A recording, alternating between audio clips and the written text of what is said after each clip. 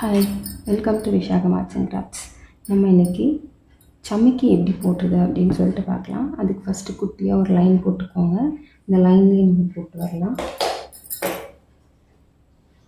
நமக்கு அதுக்கு நம்ம இன்றைக்கி சரி த்ரெட்டில் போடலாம். நம்ம நார்மல் த்ரெட்லையும் போடலாம், பட் ஆனால் நம்ம இன்றைக்கி சரி த்ரெட்டில் போடலாம். சரிங்களா? சமிக்கியை நான் இந்த ஷேடட் சமிக்கி எடுத்திருக்கேன்.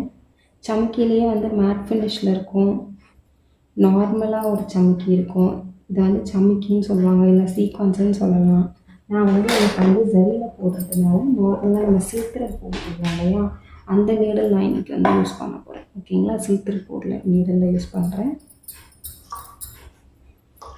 நம்ம எப்பவும் போடுவோம் இல்லையா ரிவர்ஸ் ஸ்டிச், அது மாதிரி ரிவர்ஸ் ஸ்டிச் போட்டுக்கோங்க ஃபஸ்ட்டு.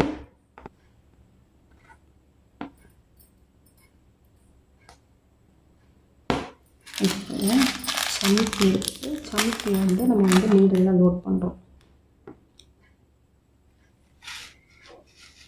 நீங்கள் ஒன்றா கூட எடுத்துக்கலாம் அப்படி வச்சுட்டு, இல்லை உங்களால் லோட் பண்ணிவிட்டு நிறையா வச்சு போட முடியும் அப்படின்னா அப்படின்னு போடலாம். ஃபஸ்ட்டு நீங்கள் ப்ராக்டிஸ் பண்ணும்போது ஒன்று ஒன்றாவே எடுத்து போடுங்க. பாருங்கள்,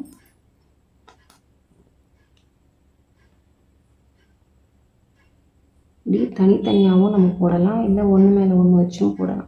நான் இப்போ தனித்தனியாக போடுறேன்.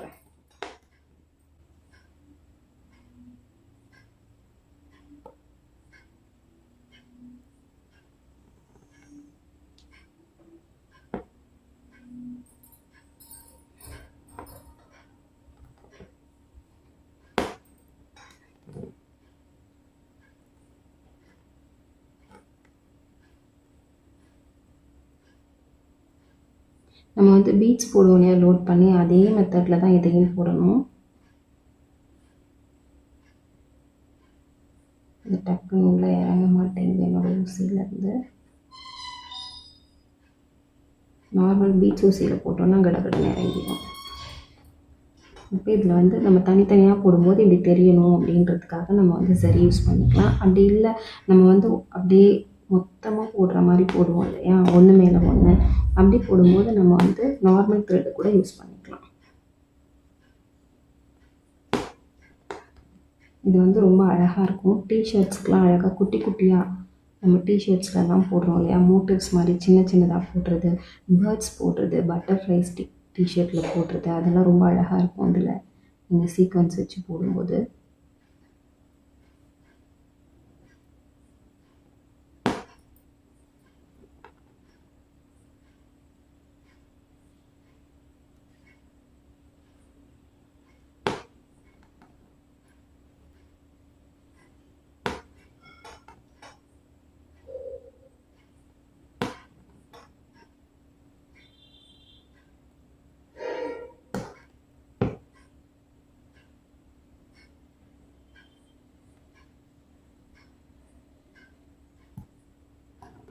கொஞ்சம் கஷ்டப்பட்டு வர மாதிரி இருக்கு.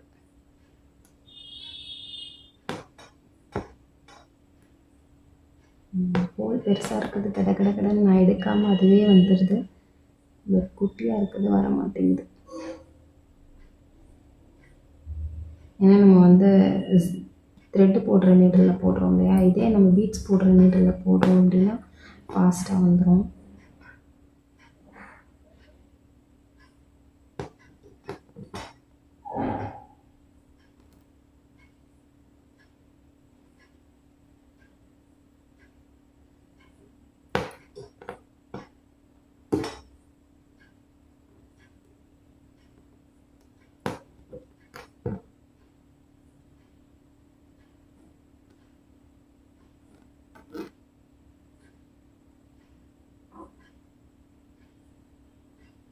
நீங்கள் இது ப்ராக்டிஸ் பண்ணிங்கனாலே கடன்னு வந்துடும் உங்களுக்கு.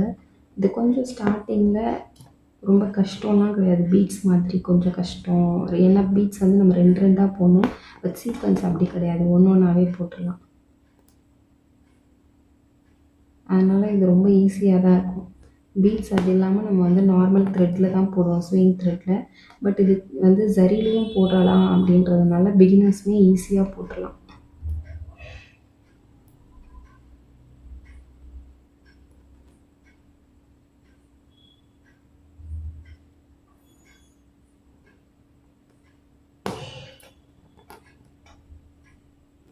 நான் கொஞ்சம் பெரிய பெரிய ஹோல் இருக்குதா பார்த்து எடுத்து போடுறேன்.